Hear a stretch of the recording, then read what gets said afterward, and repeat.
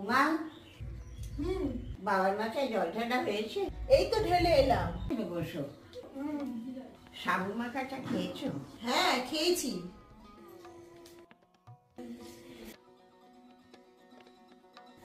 উমা, সাবুটা এখনো ভেজানো রয়েছে, ওগুলো খাওনি? হ্যাঁ, খেয়েছি তো। কিছুটা সাবু রেখে দিয়েছি তোমার জন্য। তুমি তোমার সাবু মাখা খাও না।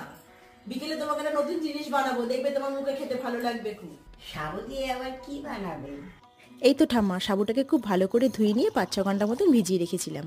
ওইদিকে চিনাবাদামটা ভেজে নিয়ে গুঁড়ো করে নিয়েছি। সাবুটা ভালো করে ভিজে গেছে।